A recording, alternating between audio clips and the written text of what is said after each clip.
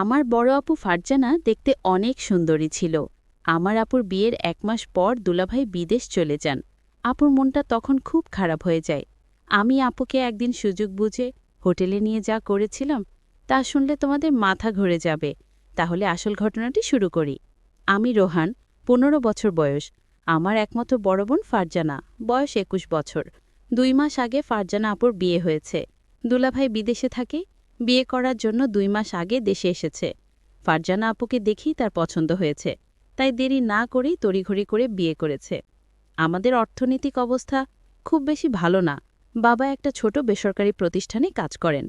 ঢাকায় শহরে থাকা খাওয়ার খরচ সামলানো কঠিন, তাই দুলাভাইয়ের মতো একটা ভালো ছেলেকে পেয়ে বাবা আর মা কোনো দেরি করতে চায়নি। ফারজানা আপু বিয়েতে খুব খুশি ছিল, কিন্তু দেখতে দেখতে ৩ মাস পার হয়ে গেল আর দুলাভাইয়ের বিদেশ যাওয়ার সময় হয়ে গেল। বিয়ের ২ মাসের মধ্যেই স্বামী বিদেশে চলে যাবে, তাই ফারজানা আপু ভীষণভাবে ভেঙে পড়ল। তাই দুলাভাই সিদ্ধান্ত নিল যে ১ বছর পরেই দুলাভাই দেশে ফিরে আসবে, আর এই ১ বছর ফারজানা আপু তার বাপের বাড়িতেই থাকবে। দুলাভাইয়ের বাড়ি ঈশ্বরগঞ্জ জেলাতে। তাই বিদেশে যাওয়ার ১ সপ্তাহ আগেই ফারজানা আপুকে সাথে নিয়ে ঢাকাতে আমাদের বাসায় চলে আসলো। ফারজানা আপু আর দুলাভাই আসাতে বাবা মা আমরা সবাই খুব খুশি হলাম। ফারজানা আপু আর দুলাভাইয়ের সাথে আমি খুব আনন্দের সাথে সময় কাটাতে লাগলাম। আমাকে দেখে আপু একটা মুচকি হাসি দিল। আপুর মুচকি হাসিতে আমার সাহস আরও বেড়ে গেল। আমি আপুকে বললাম, আপু, তুমি আমাকে দেখে হাসছো কেন? আপু বলল, ভাইরে, এটা তো হাসি না, এটা আমার অন্তরের কান্না।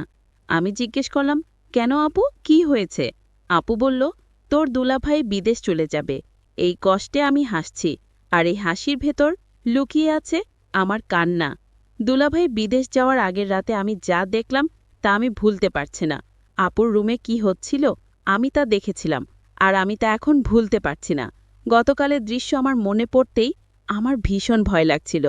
গতকাল রাতে আপু আমাকে কিছু বলেনি, কিন্তু আজকে আমি আপুর সামনে দাঁড়াবো কিভাবে? আজকে আপু আমাকে কি বলবে? এসব ভাবতে ভাবতে আমার মাথাটা আরও ভারী হয়ে আসছিল। তখনই আমার মা জিৎকার করে আমাকে সকালের নাস্তা করার জন্য ডাক দিল। আজকে দুলাভাই বিদেশে চলে যাবে, তাই বাবাও আজ বাড়িতেই আছে। আমি আমার রুম থেকে বাহিরে এসে দেখি বাবা, মা, দুলাভাই আর ফারজানা আপু ডাইনিং টেবিলে বসে আছে। আমি মাথা নিচু করে এগিয়ে গিয়ে নাস্তা করতে বললাম। আমি ভয় করছিলাম যে কখন যেন ফারজানা আপু গতকাল রাতের প্রসঙ্গ তুলে সবার সামনে আমাকে বকা দিবে, কিন্তু তেমন কিছুই হলো না। ফারজানা আপু একদম স্বাভাবিক ছিল। আপুর আচরণ দেখে মনে হচ্ছিল যেন গতকাল রাতে কিছুই হয়নি। আপুর আচরণ দেখে আমি স্বস্তি পেলাম। দুলাভাই বিদেশে চলে গেল। ফারজানা আপু সারাদিন মন খারাপ করে থাকল। সেদিন রাতে প্রায় 10:30টার দিকে আমি আমার রুম থেকে বাহিরে এসে দেখি ফারজানা আপুর রুমের জানালা খোলা, আর রুমের ভেতরে লাইট জ্বলছে। আমি এগিয়ে গিয়ে আপুর রুমের জানালায় দাঁড়ালাম। জানালার পর্দাটা একটু সরিয়ে দিয়ে দেখলাম আপু বিছানায় বসে বই পড়ছে। আমি জানালায় দাঁড়িয়ে আপুকে দেখলাম। আপুর মনটা ভীষণ খারাপ হয়ে আছে। বই পড়তে পড়তে আপু জানালার দিকে তাকিয়ে দেখল আমি সেখানে দাঁড়িয়ে আছি। আমাকে কিছু না বলে আপু আবার বই পড়তে লাগল। বই পড়তে পড়তে আপু বারবার আমাকে দেখছিল, আর মনে হলো বোন আমার কান্না করছে। আমিও চুপচাপ দাঁড়িয়ে দেখছিলাম। বেশ কিছুক্ষণ পরে আপু বিছানা থেকে নেমে হাতের বইটা টেবিলে রেখে জানালার কাছে আমার সামনে এসে দাঁড়ালো। আপু আমার চোখের দিকে তাকিয়ে বলল, কিরে, কিছু বলবি? আমি থতমত খেয়ে বললাম, আপু, তুমি ঠিক আছো? আপু সুন্দর একটা হাসি দিয়ে বলল, হ্যাঁ, আমি ঠিক আছি। অনেক রাত হয়েছে, এখন রুমে গিয়ে ঘুমিয়ে পড়ো। আমি বললাম, তুমি কি এখনই ঘুমাবা আপু? আপু বলল, হ্যাঁ, তুইও গিয়ে ঘুমিয়ে পড়। আমি বললাম, আগে তুমি শুয়ে পড়ো আপু, তারপরে আমি যাচ্ছি। আপু আর কিছু না বলে একটা মুচকি হাসি দিয়ে রুমের লাইট বন্ধ করে বিছানায় শুয়ে পড়ল। আমিও আমার রুমে এসে শুয়ে পড়লাম, কিন্তু কিছুতেই ঘুম আসছিল না। বারবার আপুর কথা মনে আসছিল। আপু দুলাভাইয়ের জন্য কান্না করছে। সকালে উঠে আবার সবকিছু স্বাভাবিক। দিনের বেলায় আপু কখনো রাতের বিষয় কোনো কথা বলতো না।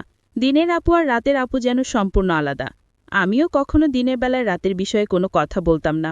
এইভাবেই আমাদের দিন কাটতে লাগলো।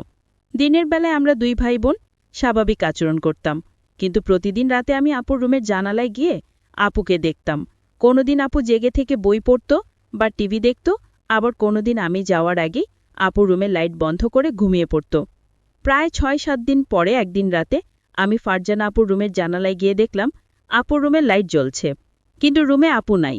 আমি রুমের চারিদিকে তাকিয়ে দেখলাম আপু কোথাও নাই। হঠাৎ আপুর রুমের বাথরুমের দরজা খুলে গেল। আপু বাথরুম থেকে বাহির হয়ে আসলো। আমি বললাম, আমার ঘুম আসছে না আপু। আপু বলল, বেশি রাত জাগা শরীরের জন্য ভালো না, যা গিয়ে শুয়ে পড়। পরের দিন আমার বাবা আর মা সারাদিন চাচার বাসায় থাকবে, রাতে ফিরবে। আজকে শুধু আমরা দুই ভাই বোন বাসায় থাকব। তখনই ফারজানা আপু আমার রুমে এসে বলল, কি করছিস রোহান? আমি বললাম, কিছু না আপু, এমনি বসে আছি। আপু বলল, আজকে কি তোর কোনো কাজ আছে? আমি বললাম, না আপু, আমার কোনো কাজ নাই। আজকে সারাদিন আমি তোমার সাথে গল্প করব ভেবেছিলাম, যদি তুমি ব্যস্ত না থাকো। আপু বলল, ও আচ্ছা, তাহলে তুই গোসল করে ফ্রেশ হয়ে আমার রুমে আয়। আমি বললাম, ঠিক আছে আপু, আমি গোসল করে তোমার রুমে আসছি। আপু চলে যেতে আমি তাড়াতাড়ি গোসল করে আপুর রুমে গেলাম। আপুর রুমের দরজা খোলা ছিল। আমি আপুর রুমের ভেতরে ঢুকে দেখলাম আপুর রুমে নাই। খেয়াল করলাম আপু নেই। আমি পাশের রুমে চলে গেলাম, সেখানেও আপু নাই। তাহলে আপু কোথায় গেল? আমার ভীষণ চিন্তা হচ্ছে। হঠাৎ লক্ষ্য করলাম আমার রুম, আপুর গলার আওয়াজ আসছে, মনে হচ্ছে চিৎকার করছে। আমি অবাক হয়ে গেলাম, কিসের চিৎকার আসছে আমার রুম থেকে? আমি আমার রুমে যেতেই দেখলাম রুম ভিতর থেকে লক করা।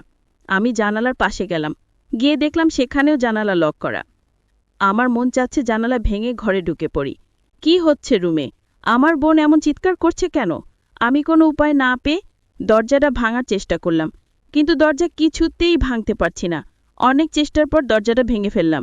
দরজা ভেঙে রুমে ঢোকার সাথে সাথে যা দেখলাম তা দেখে আমার মাথা ঘুরে গেল। একটি ছেলে রুম থেকে জানালা দিয়ে পালিয়ে গেল। তাদের অনেক বুদ্ধি। আমি দেখলাম জানালা দিয়ে যেন পালাতে পারে সেই জন্য আগে থেকেই প্রস্তুত করে রেখেছে। আমি আপুকে জিজ্ঞেস করলাম, আপু, তোমার রুমে কে ছিল? আপু বলল, সেই জবাব কি তোকে দিতে হবে? আমি বললাম, আপু, তুমি আমাকে ছোটবেলা থেকে অনেক স্নেহ করো, আর আমি যখন যা বলছি তাই করেছ। আপু, তুমি আমাকে সাথে লুকিও না। এই ঘরে আর কে ছিল বলো আপু, আমি জানতে চাই। জানালা দিয়ে কে পালালো? আমার বোন কোনো উত্তর না দিয়ে আমাকে বলল, শোন, তুই আমার কাছে আজ যা চাবি তাই পাবি, কিন্তু তুই আমাকে অন্য প্রশ্ন করিস না। আমি ভাবলাম আপু কি বলতে চাই, আমি যা চাইব তাই পাবো। আমি আপুকে বললাম, আপু, ঠিক আছে, আমি তোমার কাছে একটা জিনিস চাইব, তুমি কি দিবে আপু? আপু বলল, বলেই দেখো না আমি দেই কিনা। আপুকে কথাটা বলতে আমার খুব ভয় হচ্ছিল। আমি আমতা আমতা করে বললাম, আপু, আমি তোমারে নিয়ে দূরে কোথাও ঘুরতে যাব। আমি বাড়িতে তোমাকে আমার মনের কথাটা বলতে পারবো না, দূরে গেলে বলতে পারবো। আপু বলল, কতটা দূরে যেতে হবে? আমি আপুকে বললাম, কক্সবাজার গেলেই হবে। আমি মনে মনে চিন্তা করলাম, আমার ভাইটা আমার কাছে কি এমন চাইবে যে কথাটা বাড়িতে বলতে ভয় পাচ্ছে। আমি ছোট ভাইয়ের কথায় রাজি হয়ে গেলাম, আমি তোর সাথে ঘুরতে যাব। আমিও জানতে চাই আমার ছোট ভাইয়ের মতটা কি। হঠাৎ ছোট ভাই আমাকে ডাক দিয়ে বলল, আপু, আমি যে কথাটা তোমায় বলবো আর আমি তোমার কাছে যা চাইব তা কাউকে বলতে পারবে না, বিষয়টা গোপন রাখতে হবে। প্রমিস? কাউকে বলবো না। তাহলে এখনই বলে ফেল, কি বলবি, আমার কাছে কি চাস? আপু, আমি আগেই বলেছি আমি বাড়িতে বলতে পারবো না, তোমাকে কক্সবাজার নিয়ে তারপর বলবো। ঠিক আছে আমার লক্ষ্মী ভাই, তাহলে চলো আজই আমরা কক্সবাজার চলে যাই। আপুর কথা শুনে আমার খুব আনন্দ লাগছে, আবার অনেক ভয় লাগছে। তাহলে চল কালই আমরা কক্সবাজার চলে যাই। পরের দিন সকালে আমি আর আমার আপুকে নিয়ে কক্সবাজার রওনা দিলাম। আমরা সকাল 8টায় বাড়ি থেকে কক্সবাজারের উদ্দেশ্য নিয়ে রওনা দিলাম। আমরা প্রায় রাত 8টায় কক্সবাজার গিয়ে পৌঁছলাম। সারাদিন গাড়ির জার্নিতে শরীরটা আমার অনেক ক্লান্ত হয়ে গেছে। আমার চোখের পাতা কিছুতে খোলা রাখতে পারিনি। আমি ঘুমিয়ে পড়লাম, মানে আমার আপু ঘুমিয়ে গেল। আমি আপুকে বললাম, আপু কিছু খাবে না? আমি বাহির থেকে খাবার নিয়ে আসি। আপু বলল, না, আমি কিছুই খাবো না, তোর ইচ্ছা থাকলে তুই হোটেল থেকে খেয়ে নে। আমি বললাম, আপু তোমাকে রেখে আমি কি খাইতে পারবো? আপু বলল, ডিস্টার্ব করিস না, আমি ঘুমাবো, তুই যা পারিস তা কর, ব্যান ব্যান করিস না, কাল কথা হবে, এখন ঘুমা। আপুকে ঘুমের মধ্যে অনেক সুন্দর লাগছিল। আমিও ক্লান্ত শরীর নিয়ে ঘুমিয়ে পড়লাম। পরের দিন সকালে ঘুম থেকে উঠে আমরা সমুদ্র সৈকতে ঘুরতে গেলাম। সারা দিন ঘুরলাম। এবার আপু আমায় প্রশ্ন করল, আচ্ছা রোহান, তুই কি ভুলে গেছিস তুই আমাকে কেন কক্সবাজার নিয়ে আসলি? আরে আপু, ভুলি নাই, আজ রাতে বলবো আপু। আপু, যদি তুমি আমার কথা না রাখো তাহলে কিন্তু ওই দিনে রাতের ঘটনাটা ফাঁস করে দিব। আপু তখন আমার দিকে রাগান্বিত চোখে তাকিয়ে বলল, রোহান, আমি কি না করেছি তোর কথা রাখবো না? তারপর সন্ধ্যা হয়ে আসছে। আমি আপুকে বললাম, আপু চলো হোটেলে যাই, রাতের খাবার হোটেলে খেয়ে তারপর আজ আমরা হোটেলেই থাকব। আপু তখন বলল, হোটেল কেন? এখানে তো তোর দুলাভাইয়ের ছোট ভাইয়ের বাসায় থাকতে পারি। আর আমরা তো গতকাল এখানেই ছিলাম। আমরা কেন শুধু শুধু অযথা ভাড়া দিয়ে হোটেলে থাকব? আমি বললাম, হোটেল না থাকলে যে আমার মনের কথাটা বলতে পারবো না আপু।